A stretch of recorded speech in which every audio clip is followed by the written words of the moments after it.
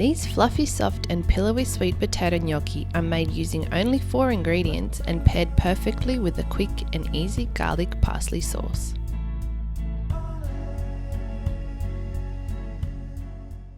There's nothing that I love more than taking traditional recipes that have been passed down from generation to generation and making them vegan. I love the slow creation and just taking the time to learn something and just making it that little bit more approachable as well.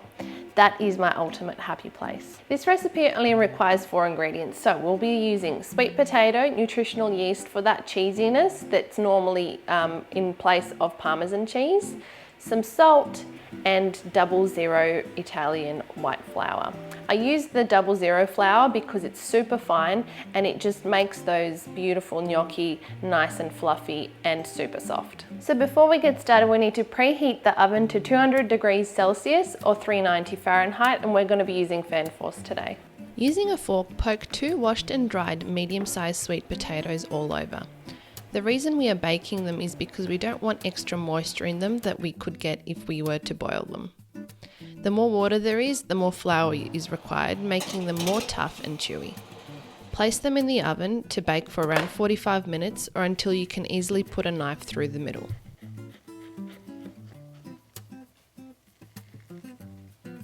Remove them from the oven and cut them in half lengthways. Let them cool for about 10 to 15 minutes so that they're easier to handle. Weigh out 240 grams of 00 flour. On a large flat working surface, add the flour, 1 tablespoon of nutritional yeast and half a teaspoon of salt. Bring it together using your hands until it's well incorporated. Once the potato has cooled, scrape out the flesh and place it in a big bowl. Using a potato ricer or masher, mash the potato really well. If you don't have either of these 2 things, put it in your food processor and pulse until it's nice and smooth. Make sure you mash it really well, as otherwise you will have lumps in your gnocchi. Add it to the flour and start to incorporate it. Once it's combined, gently start to knead.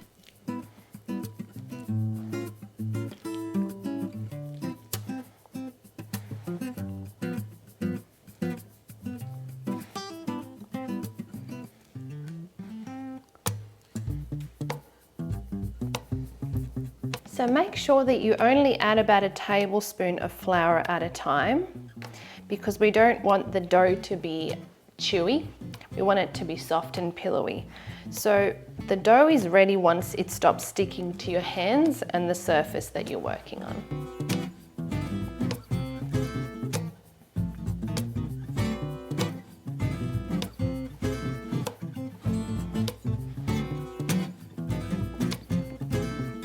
Line a tray with a tea towel and dust with flour to have it ready as you roll the gnocchi to place them there.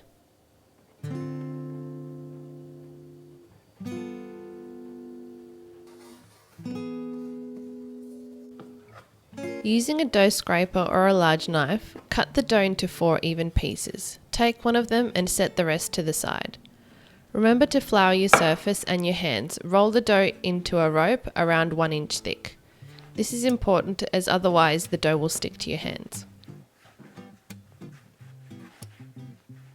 If you're finding it difficult to roll, just shape it out with your hands instead. It doesn't matter too much.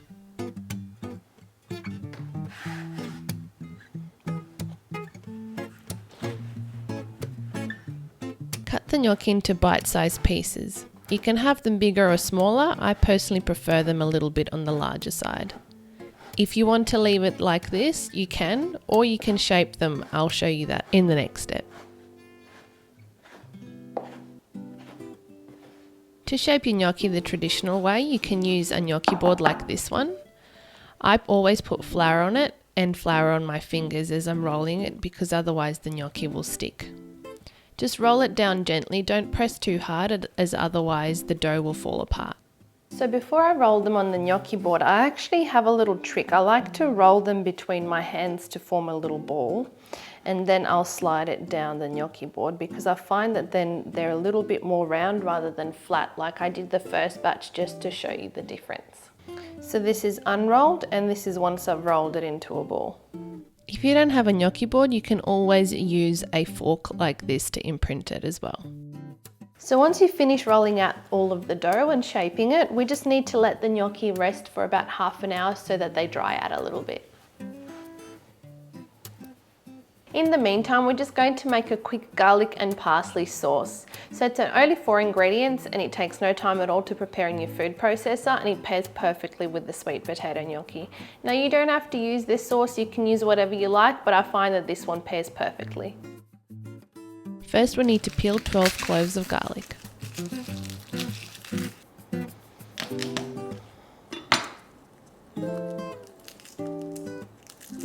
To your food processor, add 3 tightly packed cups of parsley and the garlic cloves. Pulse these ingredients a couple of times just to roughly chop them.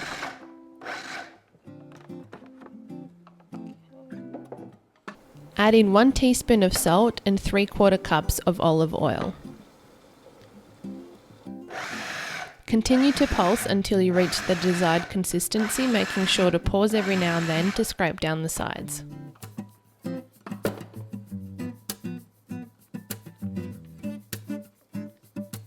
Pour your garlic parsley sauce into a jar, and now you're ready to make the gnocchi. This sauce will keep up to 1 week in the fridge and you can use it for plenty of other things. When you're ready to cook the gnocchi, bring a large pot of salted water to a boil. Using a slotted spoon or spider strainer, add about 10 to 15 gnocchi into the strainer and lower it into the water. This will prevent you from splashing boiling water on yourself. You should have around 25 gnocchi in the pot at one time. We just need to let them cook for about 2 to 3 minutes until they've come to the top, which means that they'll be cooked. Once you've taken them out, repeat this process with the rest of the gnocchi.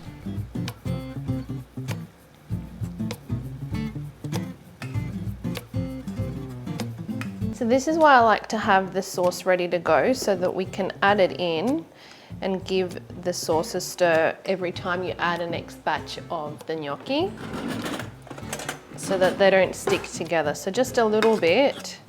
If you're not using sauce straight away, just add a little bit of olive oil in there instead.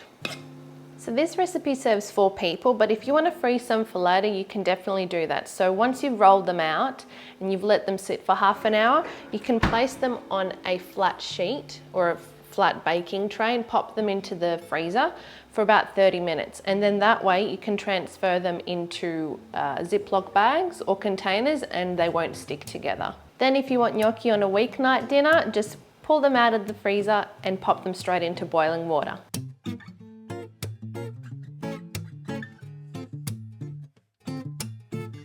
Here we're just finishing the last batch of the gnocchi. Once they're done, you can add as much of the garlic parsley sauce as you like, or whichever other sauce you want to pair with it.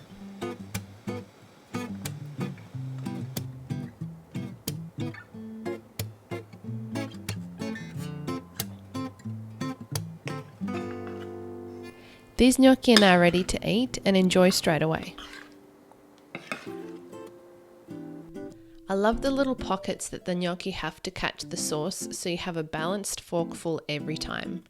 If you like a bit of heat, sprinkle some chili flakes over the top and an extra pinch of seasoning. I hope you take the time to have some slow creation in your life and enjoy these sweet potato gnocchi. As always, you can find this recipe over at theminimalistvegan.com and we'll link to it in the description box below for you.